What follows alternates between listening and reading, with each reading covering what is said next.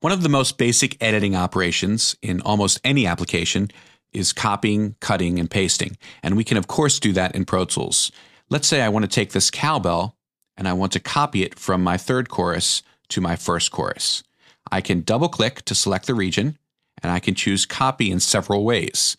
From the Edit menu, Copy, using the shortcut Command-C, or by holding down the right mouse button and choosing Copy. Then I simply move my edit cursor over here. I want to be on 43 first beat, and I can choose Paste, Command-V, or right mouse click Paste, and so forth. And here's my cowbell. Now you know we needed more cowbell, and there it is. So let me go ahead and undo that, show you that I can also cut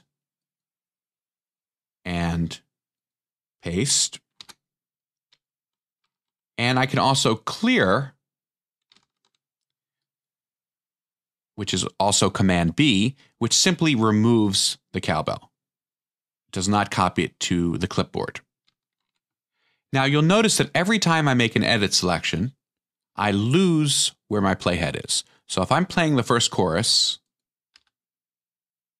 let's hit asterisk 43. Play. Boy, that would sound better with more cowbell. Now I go over here and I choose my cowbell, but now my playhead is at bar 124. So when I copy that and I move back, I have to now go and figure out, oh, where was my first chorus? It was bar 43, and then paste it in. Well, in Pro Tools, the timeline cursor and the editing cursor are actually separate. Right now they're linked. You can tell because the Link Timeline and Edit Selection button right here is lit. If I uncheck that or press Shift/, now I will have a separate edit cursor from a playback cursor. The playback cursor is still my blue arrows, and the edit cursor are these yellow bars with the dots on either side. When I start playback, it still starts from here, from bar 43. But I can edit other things. Now, why would I want to do that? Well, let's go back to our example. Let's turn linking on, and let's select the first chorus from bar 43 to bar 57. Okay. Now let me turn off Shift/, linking timeline and edit. Let me go over to my cowbell. Let me audition this. Well, how do I audition it since the playhead is back at bar 43? Well, I use a shortcut. The shortcut is Option left bracket. That will play the edit area. So let's see what that sounds like.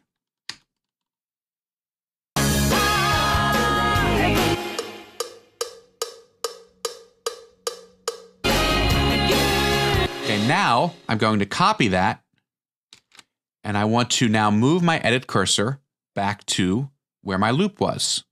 Well, I can do that by choosing Change Edit to match timeline, Option Shift/. And what that's going to do is now move my edit area to where my timeline was. Option Shift/. If I scroll back, my edit area is now the same as my playback area. Paste. Let's hear what it sounds like.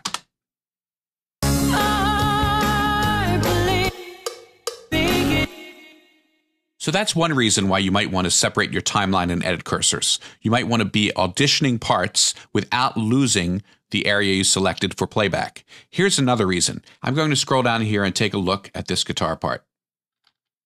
Here we go. I'm just going to solo it for a second.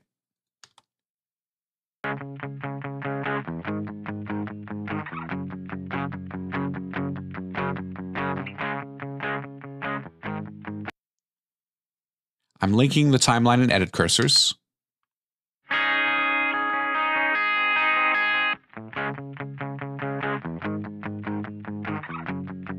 Now I want to grab part of this guitar solo and put it in there and see what it sounds like. But as soon as I do, I've lost my loop.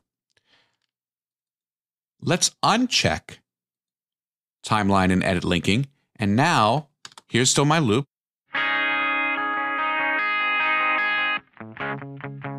Okay, let me select a little bit here to copy. I will copy this. I will paste it just here randomly. And now let's play again.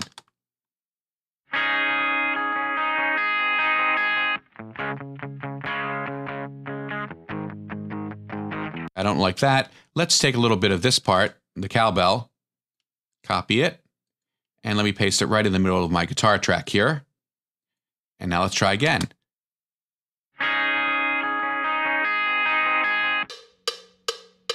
So you can see how useful this is.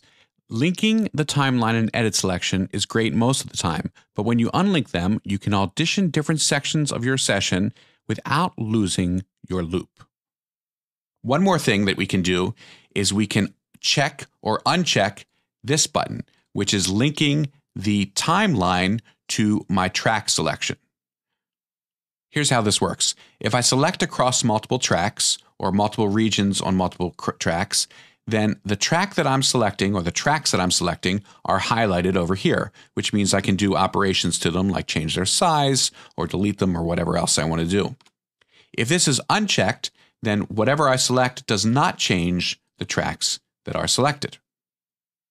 So these two buttons take a little getting used to because you don't really know you need them until you come across a situation where you say, boy, it would be nice if I could edit this over here without losing my cursor. I remember there's this link timeline and edit selection that I can turn off, and the same with link track and edit selection.